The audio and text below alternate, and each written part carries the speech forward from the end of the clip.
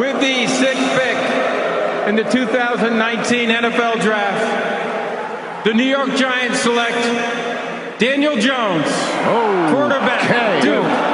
So they do love a quarterback, and it's the kid from Duke. Daniel Jones is coming to New York, and obviously...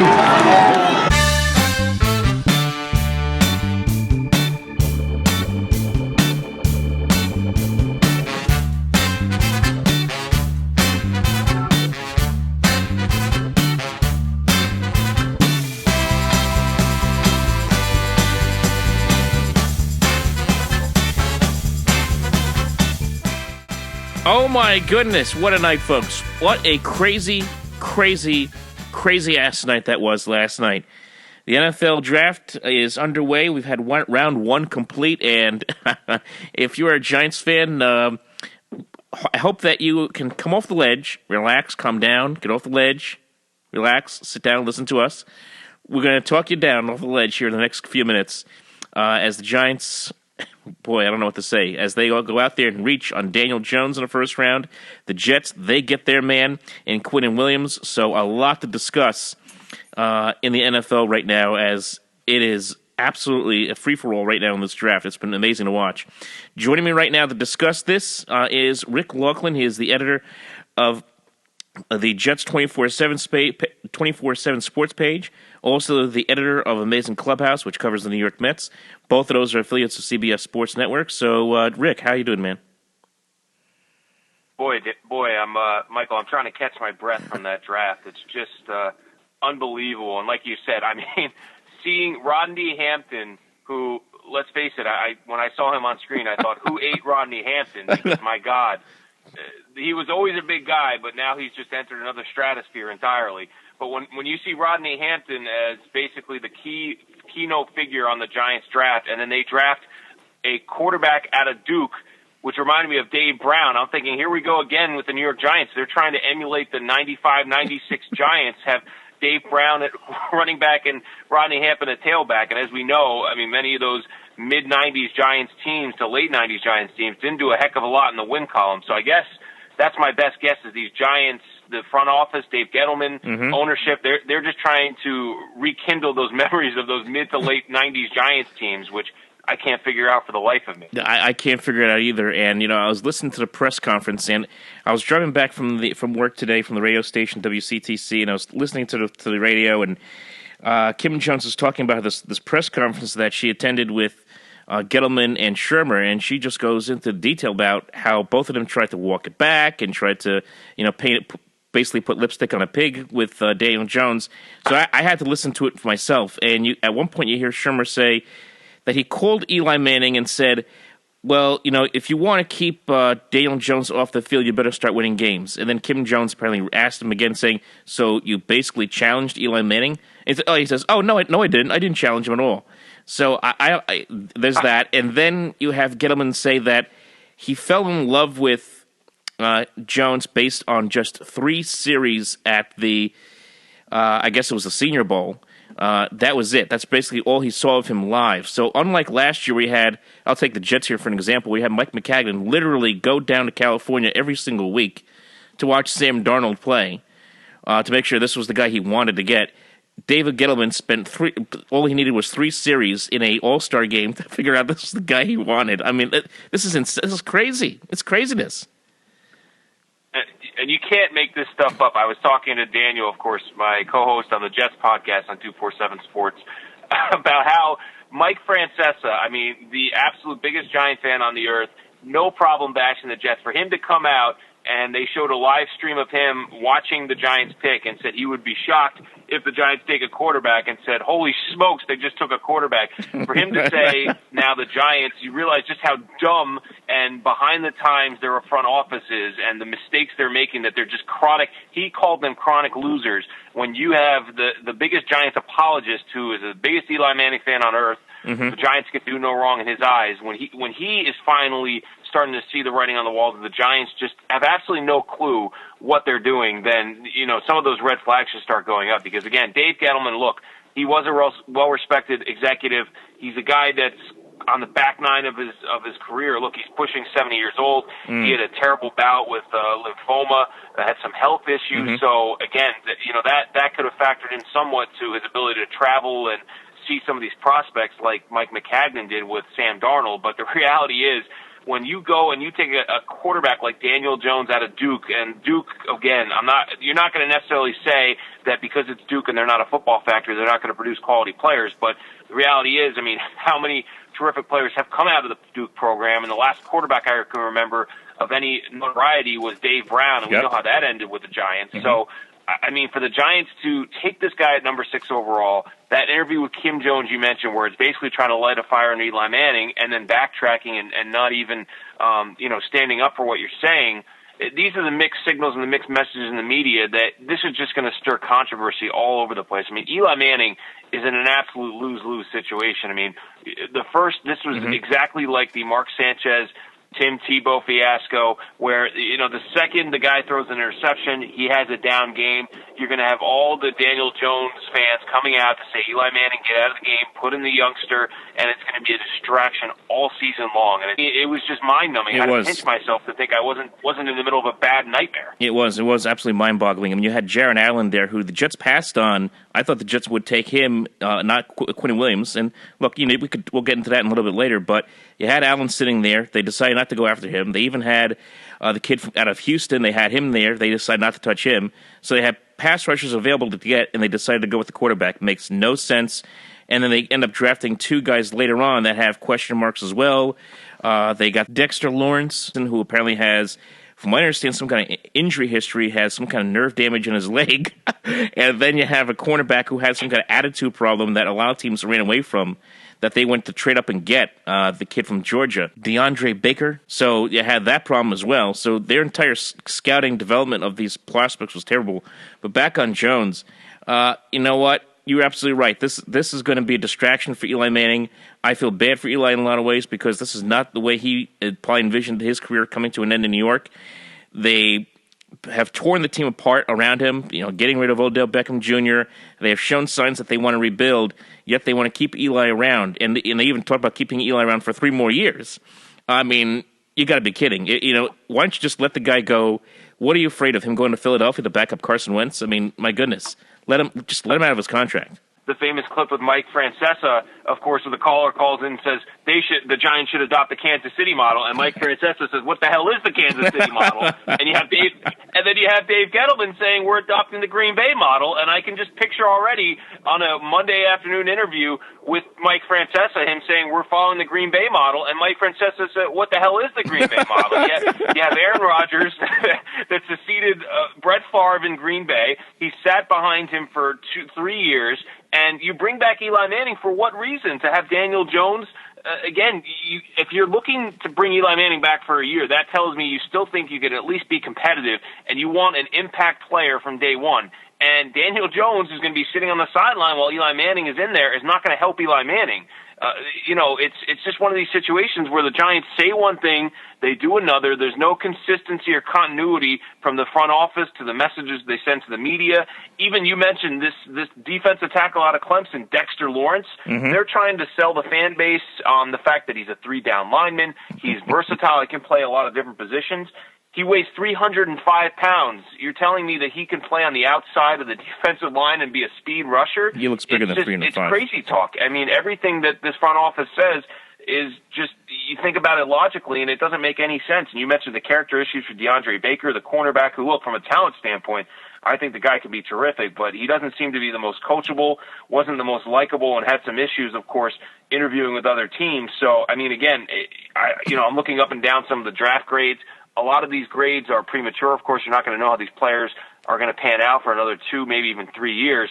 But my initial impressions of the Giants draft, you could have had Daniel Jones at number 17 overall. You probably even could have had him in the 2nd or 3rd round. That's right. But the reality is Dave Gettleman, he has basically sealed his fate. He's basically sealed his fate now that if Daniel Jones ends up being a bust and he forces Eli Manning into an early retirement, the Giant fans, Dave Gettleman's going to go down as one of the worst general managers in the history of the Giants franchise for being the guy that drove Eli Manning out of New York and prematurely took a young quarterback that still needed 2 years to develop with the number 6 overall pick. I mean, to me, this has disaster written all over it. At least he didn't pull a Mike Dick and trade all of his picks for one player, like Dick could do with Ricky Williams. Oh my goodness! Maybe he'll wear a wig or something like that when he has an introductory press conference. I have no idea. But isn't it amazing? We'll transition to the Jets here with this. Isn't it amazing? For all these years, the Jets have been the team that's been the joke, right? Whenever you mention NFL draft and you mention Jets, the Jets will be the punchline. Now it's the Giants who are the punchline in not just New York, but in the NFL right now with regards to the way they operate in not just in the draft, but the way they operate as an organization, the way they operate in their offseason and even in season now. My big thing is I felt like the Mara and the Tisch family were loyal to Eli Manning to a fault.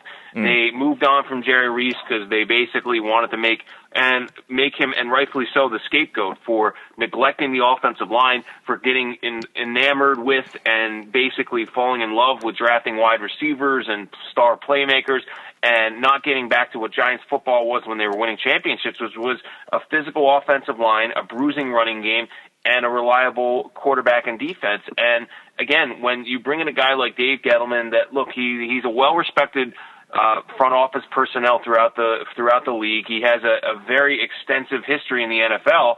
But the reality is, this is not a guy that has shown, even during his days with the Carolina Panthers. But Dave Gettleman has really failed to show me that he understands the modern day NFL. I got breaking news. David Gettleman just cashed his check for the Cowboys. Oh wait, no. That would make more sense than anything I've been hearing or reading from the Giants. So somewhere Jerry Jones is like Mr. Burns in The Simpsons. Excellent. But moving right along to the Jets and their pick of Quinnen Williams. Now, like I said, I would have preferred the pass rusher, the edge rusher in Allen, just based on the fact that here's a guy who got a lot of sacks the last couple of years, lean, powerful-looking guy that could get after the quarterback. But you bring in Williams, he fits right in. He seems like a really good kid. That's the one thing I noticed about him. He seems like a down-to-earth kid, nice guy, has a nice background story about his mother. His mother passed away when he was only 12 years old, and she told him that, you're going to be the one that's going to have to carry the torch for the family, and now here he is now in the NFL with the Jets. It's a good fit. I mean, you're going to put him now kind of this rotation on the defensive line. He gets to work with a guy like Quinnen Williams. Maybe he takes some pressure off of Leonard Williams and gives Williams to be, Leonard Williams that is, a chance to actually be that pass rusher the Jets thought they were going to get 5 years ago. So while I wanted the edge rusher, this could end up working out nicely for the Jets, I think. Look, this pick, and I'm not going to argue with it because reading all the mock drafts, the talent evaluators said that Quinnen Williams not only the best defensive lineman in this draft, but arguably the top player in this draft. So the fact the Jets got him at number 3 overall, if I had to give it a letter grade, I'd say a B+. And the reason why is, to me, this smells of Mike Maccagnan taking the safe road, being conservative. This is what I talked about on our Jets podcast, that, there was a report that was out there from Michael Lombardo that basically Mike Maccagnan is on the hot seat, that Christopher Johnson, the ownership group, are not exactly happy with how the front office has been constituted, the job the scouting department has done.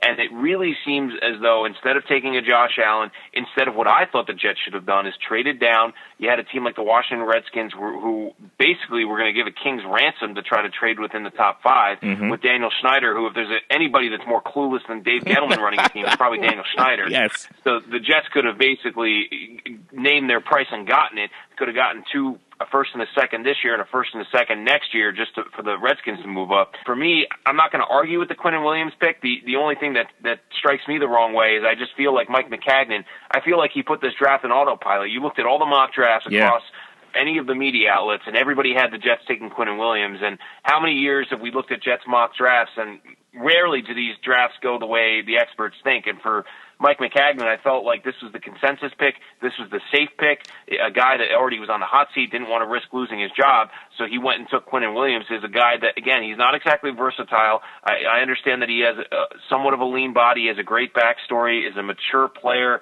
that seems very coachable. So I don't have any questions about Quinnen Williams, the player, I should say. Right. My questions go back to that structure in the front office. I'm just hoping as a Jet fan, you don't want your general manager looking over his shoulder constantly and making sure he's getting the approval of a acting owner that really has no knowledge of football or scouting college players whatsoever. Yeah, and that's a lot of things that you brought up there concern me as well, because the Le'Veon Bell deal, that's not really a deal that in the last couple of years McCagnon would want to make with a player who's had a troubled background. Jets basically negotiated against themselves for Bell, and he ended up taking less than what he got from the Steelers. He still hasn't shown up to minicamp, which to me is a problem. I know it's voluntary minicamp. He should still be there. He's a brand new guy. And the one thing that I would have liked to seen the Jets do in this draft was draft a offensive line, specifically center.